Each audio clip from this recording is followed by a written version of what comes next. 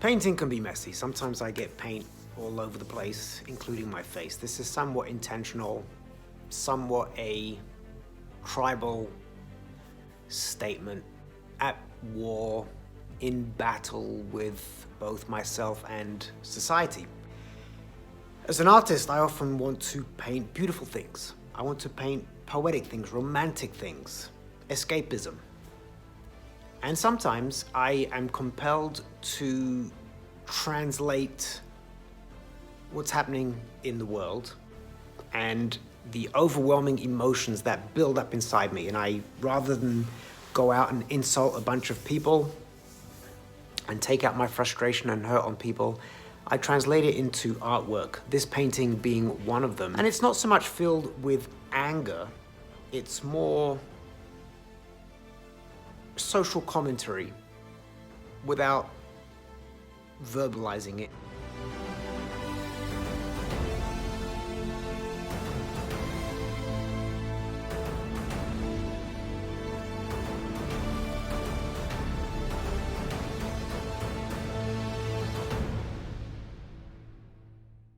And now I'm going to sort of give an explanation as to the process, the thought process, the emotional process behind this piece. It's called America.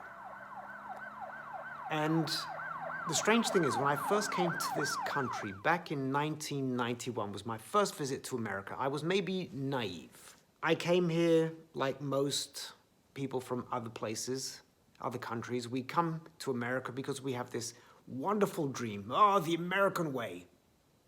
Big, proud, strong, freedom of expression, freedom of religion, all these wonderful things. And I arrived in New York.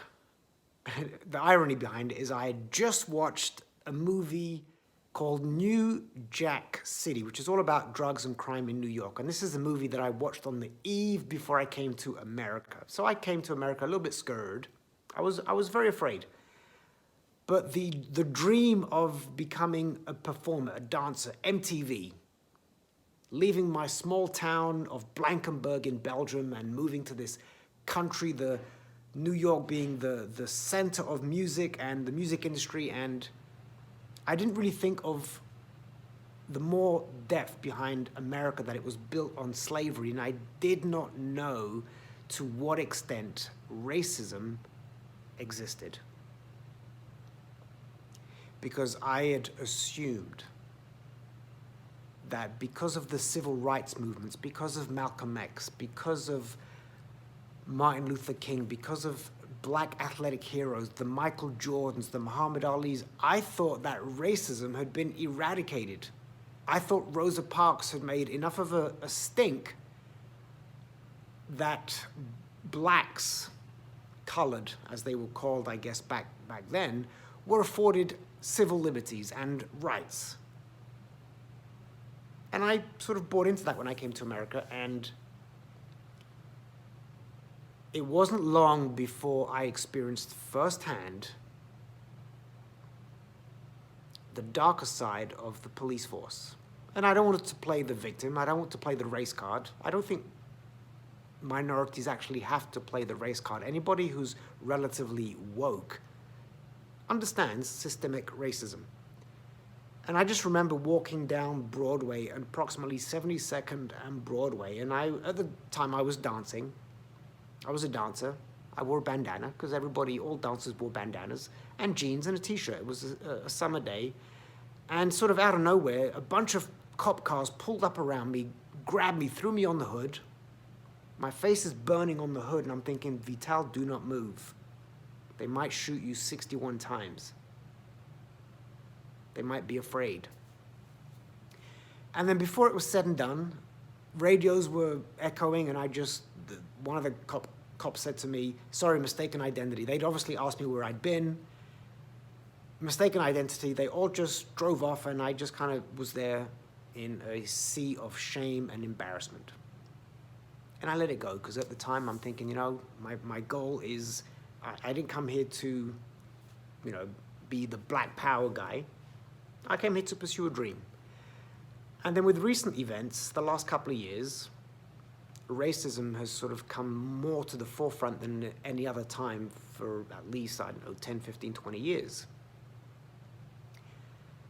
And unfortunately, I have also experienced being pulled over by a police officer and been accused of smoking marijuana because my car smelled of marijuana, which is kind of ironic because I don't smoke. And then they provoke you, they push you, well, I smell it. Where's the weed? Where's the marijuana? Don't make me search the car. Why don't you just be honest up front? And they provoking you. And I didn't react. And you are constantly faced, and in the last 6 months, the last year, I've feared walking in the dark in my own neighborhood at night, which is tragic. And then we hear about all these, we don't just hear, we see all these murders, these killings. We hear about 6 black people being hung. Suicide, they call it. It's a lynching, in my opinion. And then we have Black History Month, and there are all these movements, cultural diversity, equity, and inclusion, where we're trying to progress the black movement. And then you have the anti-black movement. You've got the KKK coming out more strong and more proudly and more openly than ever. You've got the All Lives Matter, Blue Lives Matter, which is basically an anti-Black Lives Matter protest movement. And then you've got all the protests, and then you've got the insurrection, and it's chaos. And then for a moment, we've got a shift in political power, and for those of you who are Democrats might think, oh, there's some hope. We've got Biden in the office, and they're talking about vaccinations are being pushed faster than ever before.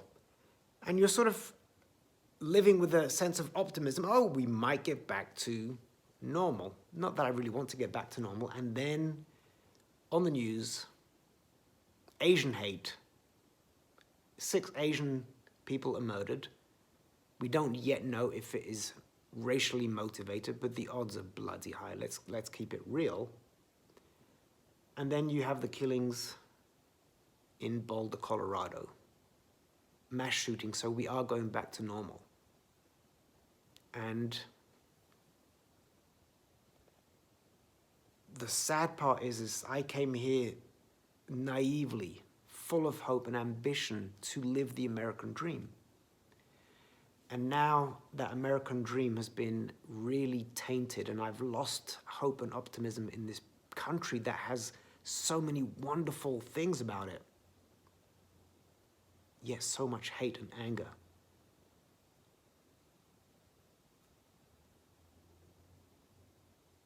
And sometimes I'm just at a loss for words. So I painted this piece to capture all of that. Also reconnects with my time in New York, which was the introduction to America for me. How dreams can change, how reality can live in a shadow of societal darkness and ugliness.